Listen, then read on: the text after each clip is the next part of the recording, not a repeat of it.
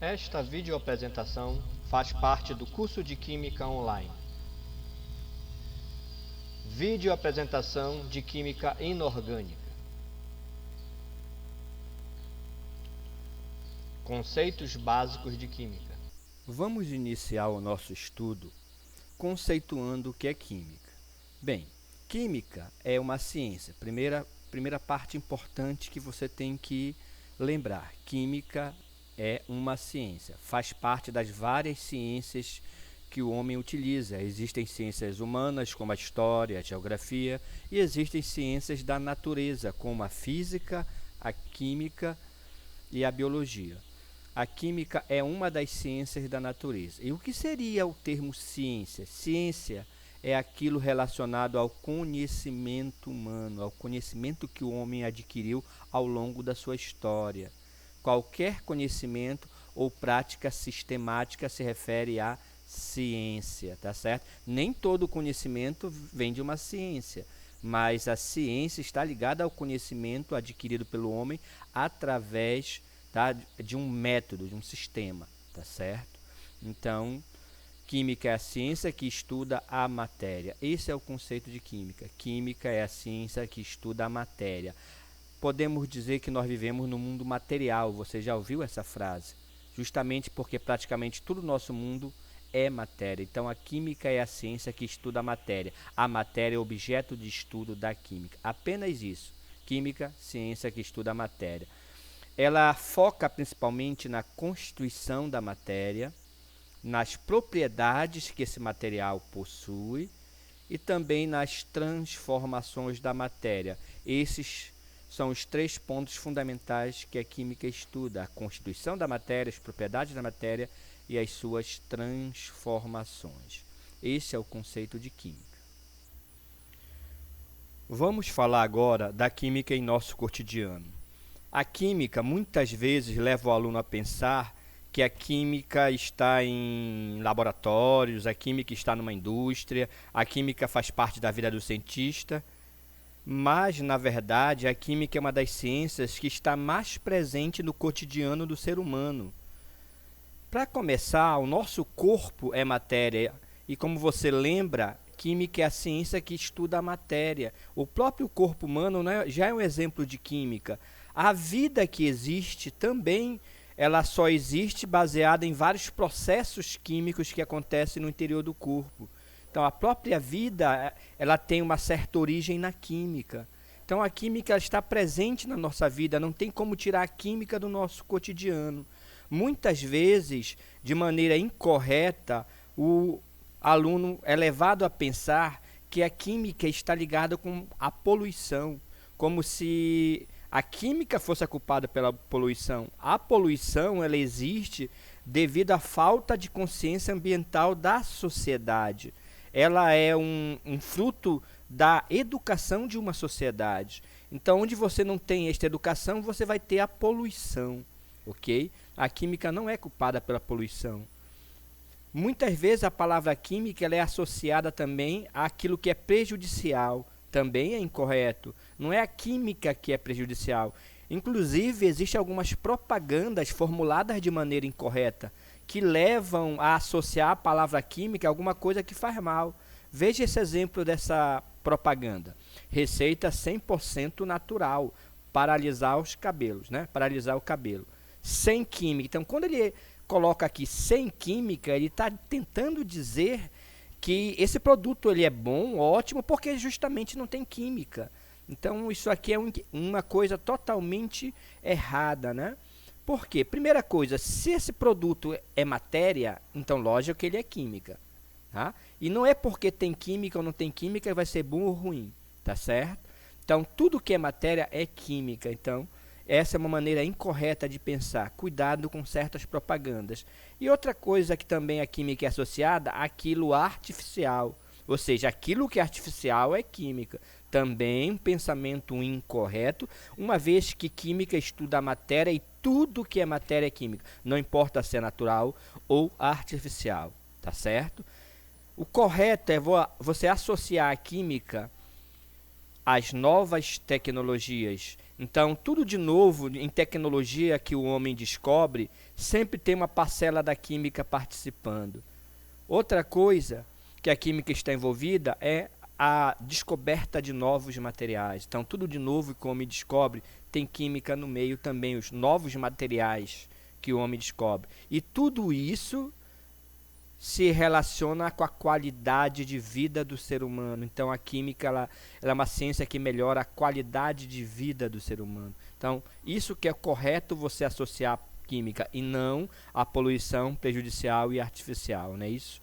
Então, muito cuidado para não pensar em química de maneira incorreta. A química está presente em tudo em nossa vida. Como nós já vimos em aulas anteriores, a química é uma ciência e ciência tem a ver com conhecimento, né? Aquele conhecimento adquirido através de uma metodologia, de uma sistemática. Então, nós vamos estudar agora o que nós chamamos de o método científico, que é um método utilizado pelas ciências, não só pela química, mas pela biologia, pela física e outras ciências. Sendo que nas ciências da natureza, o método científico é um método experimental. Preste atenção. A primeira coisa importante é isso. A ciência, na utilização das ciências da natureza, o método científico ele é principalmente um método experimental. E o que é este método? Esse método nada mais é do que uma sequência de passos que você deve seguir. O mais importante de tudo é a sequência dessas etapas. Você não pode jamais trocar esta sequência. Aqui no nosso estudo, eu vou dar ênfase a apenas 5 etapas do método científico. Veja bem, 5 etapas. Mas, dependendo da literatura que você estuda ou do nível que você já está estudando, o método científico pode ter outras etapas, ou seja, pode ter 7, 8, 9 etapas, mas sempre mantendo a ordem. Esta ordem ela nunca é alterada, tá certo? Bem, a primeira parte do método científico, a primeira etapa, seria o que nós chamamos de observação. Se você está estudando alguma coisa, um determinado fenômeno, né? Para você estudar aquele fenômeno, primeiramente você tem que observar o que está acontecendo. Então, lógico que a primeira etapa é a observação. Não pode ter uma outra etapa. Então, por isso que eu falei que o principal é a ordem. Então, primeiro a observação. É através da observação que vai surgir o que nós chamamos de fatos ou dados. Depois que você já observou, você já tem fatos, dados, anotações daquilo que você observou, aí você parte para uma segunda etapa chamada de reflexão ou raciocínio. Nessa etapa, o ser humano usa o raciocínio que ele tem, o que o difere dos outros animais, a sua reflexão, o seu raciocínio, e tenta criar o que nós chamamos de explicação para aquele fato que já foi observado. Então, veja, você já fez uma observação, agora você vai tentar explicar aquele fato. E essa explicação, ela consiste em uma afirmativa chamada de hipótese. Por que uma hipótese? Porque você está imaginando uma explicação para aquilo que você observou, só que você não tem a certeza se essa sua afirmativa ela é verdadeira ou falsa, né? Essa sua premissa ela ainda precisa ser analisada. Então, você chama isso de hipótese, tá certo? Então, a hipótese ela só pode vir após uma observação. Jamais você pode ter primeiro uma hipótese, pois você nem observou, você nem viu o fato acontecer ainda, o fenômeno acontecer. Então, você primeiro tem que observar e depois você tem que usar o raciocínio ou a sua reflexão para criar essa hipótese, ou seja, essa explicação do que você observou. Então, perceba, como eu já falei, o mais importante é saber que é uma sequência de passos lógicos, tá certo? Depois que você criou a hipótese, você já tem uma explicação para aquele fenômeno, né? E essa hipótese você não sabe se ela é verdadeira ou falsa. Agora você avança para a terceira etapa, que seria a etapa de experimentação. Como eu falei no início desta aula, o método científico é um método experimental. Então, você vai fazer experiências, então surgem aqui as experiências. Mas não é qualquer experiência, são experiências direcionadas na tentativa de explicar a sua hipótese. Explicar não, de comprovar, aliás, a sua hipótese.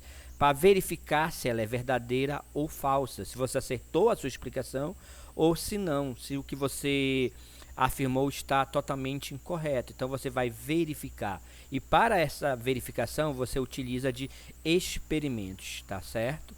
Então essa é a terceira etapa. Veja, de novo, a ordem é importante. Você não pode fazer experimentos se você não tem uma hipótese. Você não sabe o que está tentando provar. Então, para que fazer experimentos? Então, para fazer experimentos, você tem que ter uma hipótese para tentar provar ou não essa hipótese, tá certo? Após a experimentação, veja bem, aqui no método científico, essa etapa é uma etapa fundamental. Por quê? Porque após a experimentação, você vai ter dois caminhos, tá certo? Vou botar aqui uma canetinha só. Por que você vai ter dois caminhos? Pois os experimentos eles vão comprovar se a sua hipótese é ou não verdadeira. Caso ela seja falsa, ou seja, ela não seja verdadeira, você não pode continuar para uma outra etapa do método científico. Por que não? Porque a sua hipótese que você criou lá na segunda etapa, ela é falsa. Você comprovou que aquilo não é verdadeiro. Então, o que acontece nessa situação? Você reinicia novamente o método científico. Você volta para o início. Por quê? Porque aquela sua hipótese, aquela explicação, ela não é verdadeira, tá certo? Então você começa de novo, você observa novamente, já com uma outra visão, já que você já sabe que aquela sua primeira hipótese, ela é falsa, então você já elimina aquela explicação, já observa com outra visão, outro ângulo, mas você observa novamente. Nessa observação vão surgir os fatos e dados novamente, você cria uma outra hipótese, olha só, você reinicia de novo, cria uma outra hipótese, depois você vai fazer novos experimentos. Esses experimentos comprovam que é falso novamente, você volta de novo. Então é assim que funciona o método científico, é através de erro e acerto. Então você volta e começa de novo e faz de novamente, até que os experimentos comprovem que a tua hipótese ela é verdadeira. Então, se a experimentação comprovou que a sua hipótese é verdadeira, nessa situação você continua o método científico. Aí a hipótese não é mais uma hipótese, porque agora os experimentos comprovaram que aquela hipótese ela é verdadeira. Então, trata-se agora de uma lei. Tá? Agora aquela hipótese ela se transforma numa lei, porque você avança para a quarta etapa, que é a etapa de generalização. A generalização já fala tudo.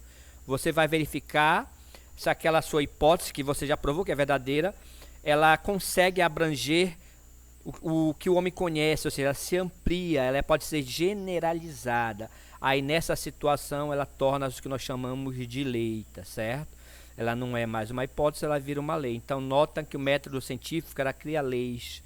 Então a generalização, tá? Aqui nessa etapa você tem a criação de uma lei, ok? Após a criação dessa lei, o método científico continua para a última etapa. Lembrando que eu estou destacando somente 5 etapas aqui, né?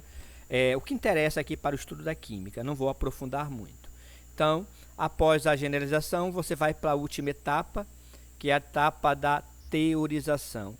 A etapa da teorização consiste na ampliação da generalização. Nesse caso, na generalização, você tem o que chamamos de lei, né? Uma lei aplicada àquilo que o homem conhece. A teorização, nessa etapa, cria-se um modelo ou uma teoria. Tá? Olha só.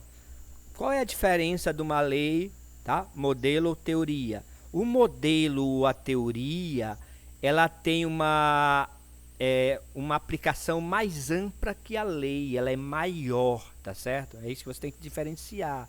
Ela tem um alcance maior do que uma lei. O modelo ou teoria, ela já se aplica a tudo que o homem conhece no mundo, inclusive aquilo que ele ainda nem conhece. Todas as teorias, né, se aplicam até ao que o homem não conhece ainda, ao que ele ainda vai descobrir. Ou seja, é uma coisa mais ampla, tá?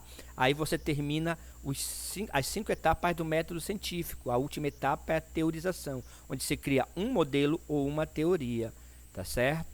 Percebam que, pelo esquema que eu desenhei, eu tenho aqui um ciclo. Por quê? Porque o método científico começa aqui na primeira etapa, termina aqui na última, na teorização, mas a seta aqui ela continua, tá? Formando o que nós chamamos de ciclo. Por quê? Porque a teorização, apesar de ser a última etapa, não significa que o método científico ele é estacionário, ele termina aí, né? Ele é estático. Não.